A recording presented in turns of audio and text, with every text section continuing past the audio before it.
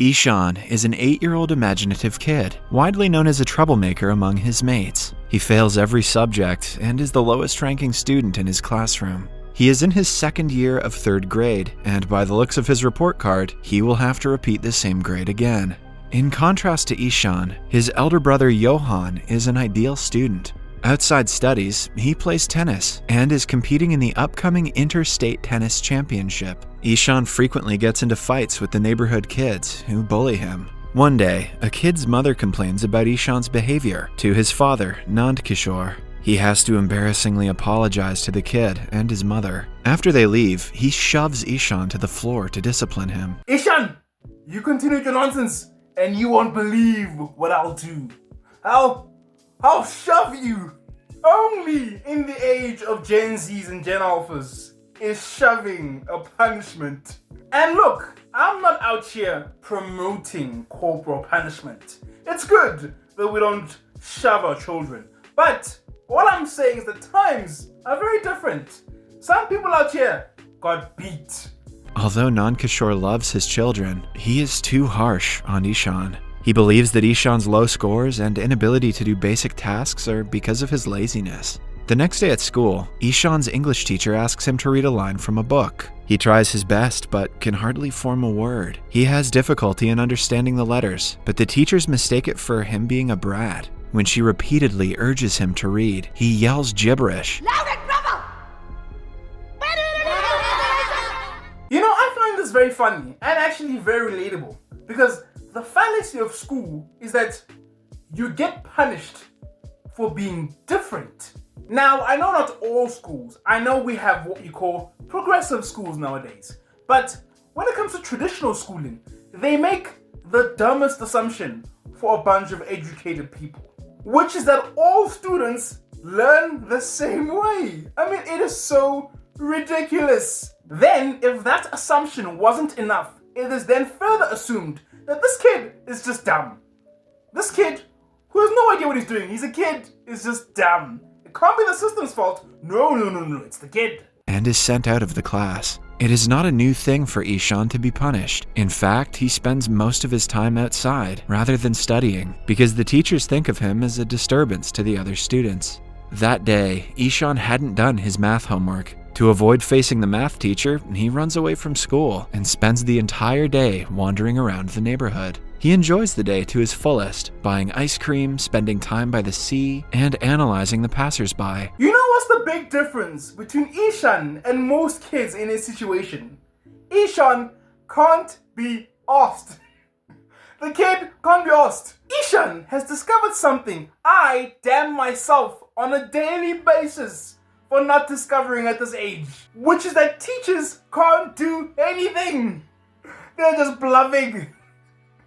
They can't do anything to you. By the end of the day, he returns to his school bus without anyone noticing his absence. At home, we see him make a beautiful painting. Ishaan loves to paint, and his imaginative mind helps the cause, resulting in over-the-top pieces. Later, his mother Maya tries to tutor him and make him do his homework. She notices that his handwriting is awful and he can hardly spell anything right. She associates his inability with laziness and scolds him like everyone else. Oh my gosh, this story is so relatable, and I can imagine not just for me. Here's a simple question to illustrate this predicament.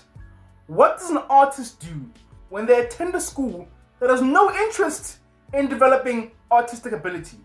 Furthermore, what do they do when they come from a home that has no interest in developing artistic ability? Simply put, they're screwed. Now, of course, not all hope was lost.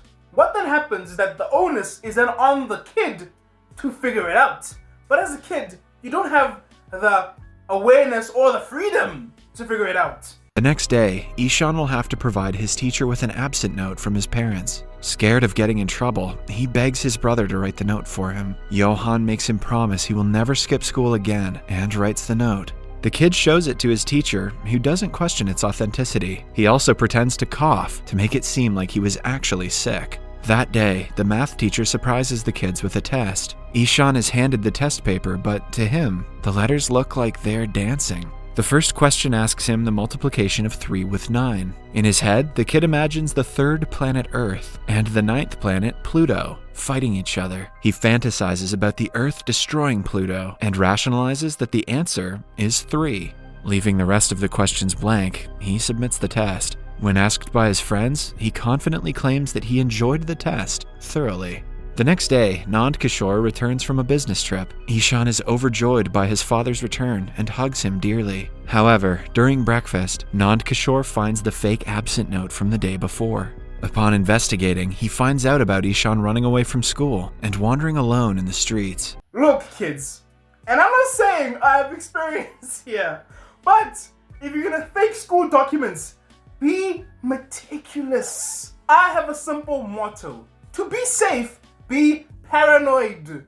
That way, it'll never find its way on the floor where your strict dad can find it. Come on! The very next day, the parents go to meet his teachers and the principal, who condemn his behavior in class. They also find out about the recent math test and its results. The principal assumes Ishaan is a special child who needs to be sent to school for children with disabilities. Nand Kishore is horrified at the thought of his son being disabled. Both parents are worried about their kid's future, so they decide to send him to a boarding school. Ishaan is completely against the idea. He rebels and cries, begging them to keep him home. And although the parents do not want to be separated from him either, they do what they think will be best for him. Oh my gosh, I used to hate the idea of boarding school. Like, my mom used to mention it in passing here and there, and in my mind I would think, lady, I will run away. But this could be good for Ishaan, because he might go to a boarding school that's more accepting of who he is. Wink wink, I am trying to predict where the story is going. That night, Ishaan dreams of losing his mother in a crowd and wakes up screaming. When she tries to calm him down, he promises to study harder if they let him stay home. This breaks Maya's heart, but Nand Kishore is adamant about his decision. The day finally comes when Ishaan is taken to the boarding school in the countryside. He will have to share a dorm with other children and will only be allowed to meet his family once a month. It is a nightmare for the 8-year-old who has never been away from his home. The hostel warden welcomes him by declaring that his old ways won't be tolerated here. After touring the school, the family leaves with a heavy heart. Ishaan just watches their car drive away with teary eyes. He stays like that for several minutes, even after the car vanishes from his view. When it starts to get dark, he walks inside the hostel while still crying. He doesn't talk to anyone and hardly eats dinner. At night, when he cannot sleep, he goes to the bathroom and cries quietly, missing his mother. Oh no! Poor Ishaan! You know, I really thought this boarding school would be a turning point. But no, his life is worse. You know, I find it very difficult to blame the parents in situations like this. Because let's be honest, no one really teaches you how to parent.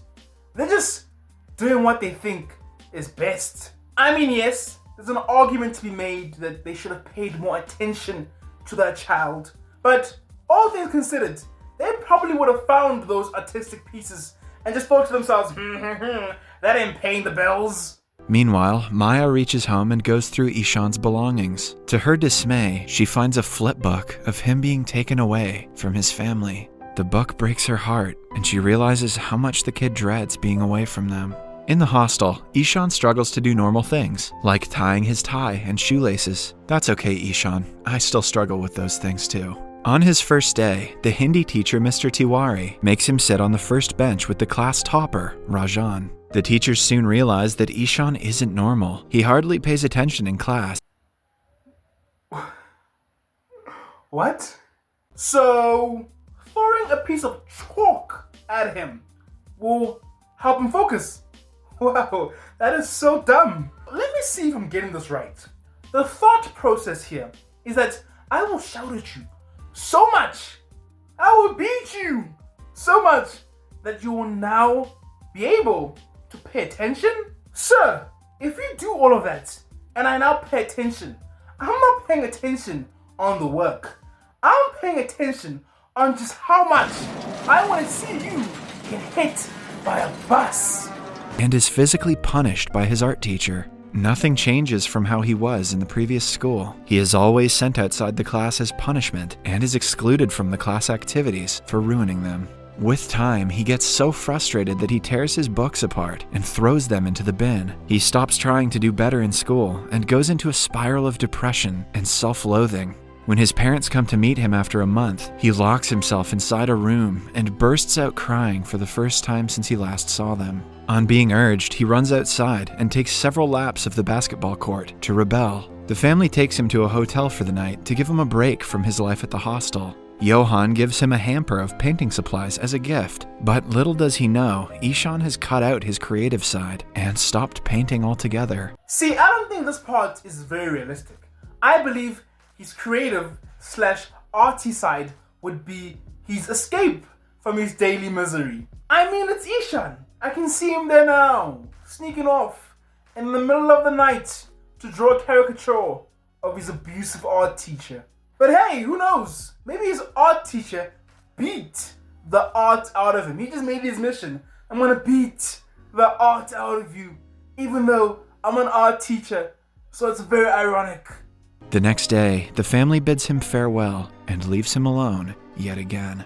Later that day, Ishaan is the lowest he has ever been. He looks down from the terrace of the school, thinking about how it would feel to jump from that height. His only friend, Rajan, interrupts his thoughts and tells him about their new art teacher. Ishaan doesn't think much of it because no teacher has ever helped him.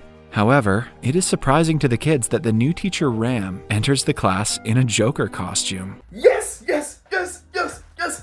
I sense a turning point. A turning point. I'll bet you money this is the turning point. Ishaan is finally going to get someone who sees him for who he is. Amen to that. He sings a song, plays a flute, makes them dance, and lets them enjoy the class, in contrast to all the other teachers. While the old Ishaan would have loved this, the depressed one doesn't participate in any of it. As their first task, the students are asked to draw or paint anything they want. Ram wants them to show their creative side, so he knows what he has to work on next. The children start to draw several things, all different from one another, but Ishaan doesn't even touch the paper. Initially, Ram assumes that the kid is taking some time to think, but even when the class ends, Ishaan's paper is still blank. Yo, Ishaan is depressed. This is everything he's ever wanted. But could it be it came just a speck of abuse too late? But no fear, because I have faith in Teacher Ram. This guy is the best. And look, this is not me saying all teachers should be about a song and a dance. But ultimately, we just need to remember that people learn in different ways. Now, I do get that financing can be a problem at some schools, but come on, just a little effort. Just a little effort to treat the children like individuals and not just bank vaults to be filled with money, metaphorically speaking. Worried, Ram asks him what is wrong, but doesn't get a reply. That evening, Maya calls to talk to Ishaan, but he only holds the phone to his ears and doesn't say anything. He is informed that they will have to postpone the next visit by a week because of Johan's tennis competition. To Ishaan, this only confirms that his family doesn't care about him. He sheds a single tear and walks away without saying anything. The next day, Ram sees Ishaan kneeling down outside the classroom. Intrigued by his behavior, he asks Rajan about him. Rajan reveals that Ishaan has difficulty understanding letters, no matter how hard he tries. Ram teaches in a school for disabled children, so he has an eye out for kids who are special. To find out more about Ishaan, he goes through his old notebooks and finds a pattern of similar mistakes. Even while teaching the special children, he cannot get the thought of Ishaan out of his head. He used to have the same problem in his childhood, so he feels sympathetic to the kid. Weeks later, he recognizes what Ishaan's actual problem is and travels to his hometown to meet his parents. They welcome him and let him take a look at Ishaan's bedroom. Ram is surprised to find out that Ishaan used to paint. This makes him even sadder that the kid lost his sparkle because of the pressure that was put on him. Nandkishore belittles his son, claiming that he is lazy and he hates studying. Ram retaliates and shows him the pattern in Ishaan's mistakes. He often inverts the letters as if he has difficulty differentiating between them. Still, the father associates it with laziness, but Ram bluntly claims that he is wrong. He declares Ishaan has a neurological condition called dyslexia. Yes, he's dyslexic, not lazy, Nandkishore. You know, if this movie teaches anything, it's the importance of a good teacher. And not just good in terms of their ability to teach the syllabus, but good in terms of their ability to see a child for who they really are. I mean, we talk about the importance of a judge being impartial, but think about the importance of a teacher being open-minded.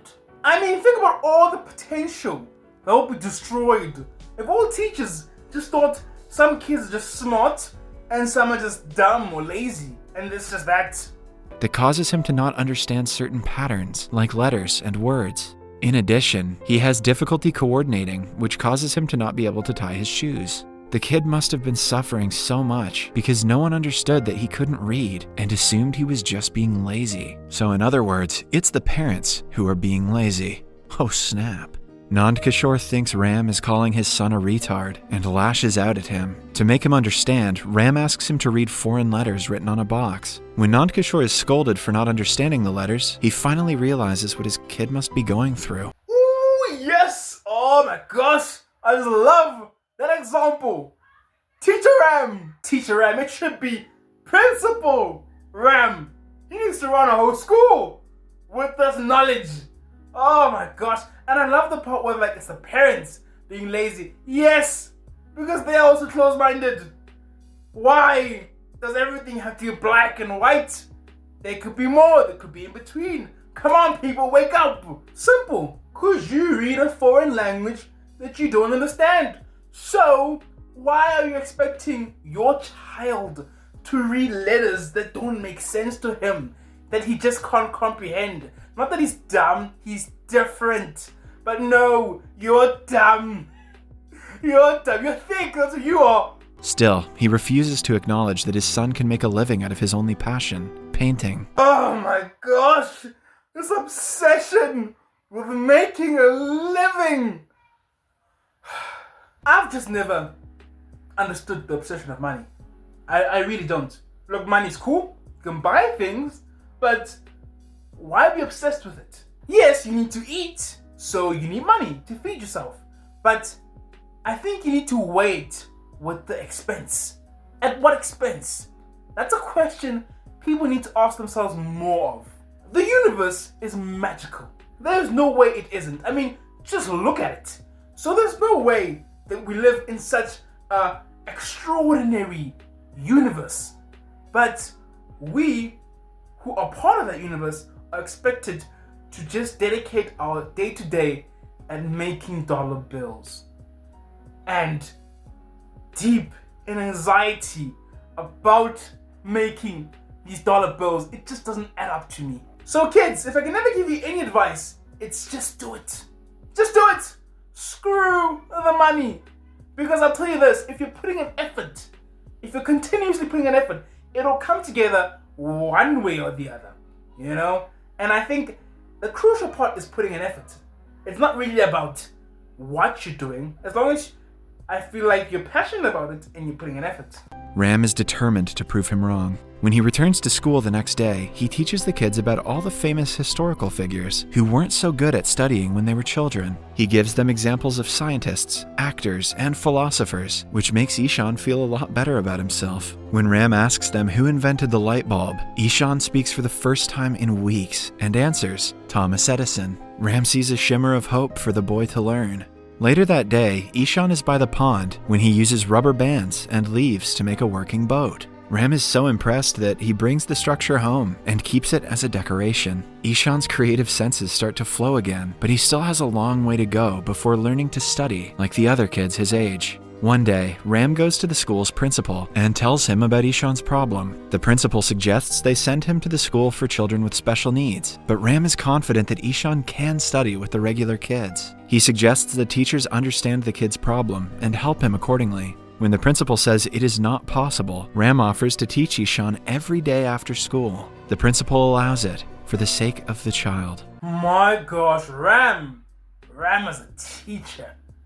Ram is what you call a teacher. Like, look here. I think this is a clear illustration of what I was saying earlier. Teachers don't make that much money. But for Ram, and for many teachers in reality, it's beyond that. It's about what you are offering. It's about how you're connecting to these children. That's it. The money is nothing more but a bonus. And I feel like if more people in the world operate like that, maybe it's not realistic we all will operate like that, but if more people operate like that, the world would be such a happier place. I don't mean to go off on tangents and preaching, but this is important stuff. Starting the next day, Ram uses various innovative methods to help Ishaan differentiate letters of the alphabet. They learn using sandboxes, Play-Doh, sensory methods, and so on. Ishaan also takes help from audiobooks and stares to learn to calculate. In only 2 months, he begins to understand the letters that other teachers couldn't teach him in several years. One day, Nand Kishore comes to the school to talk to Ram and boast about how they are researching more about their son's condition. He wants Ram to know that he's not an absent father and is proud to be the way he is. Ram, on the other hand, blames the father for being the reason the kid lost self-confidence, which even Nand Kishore cannot deny. On his way out, he sees Ishaan trying to read from the notice board. Regretful of unknowingly hurting his child, he tears up and cannot get himself to face him. Oh my gosh, that is such a shame. That is such a shame. Because I know I called him fake, but I really do sympathize with him because he didn't know better. He doesn't know better. Maybe he should do more research, but he really doesn't know better. He's really just trying his best. He's a good dad.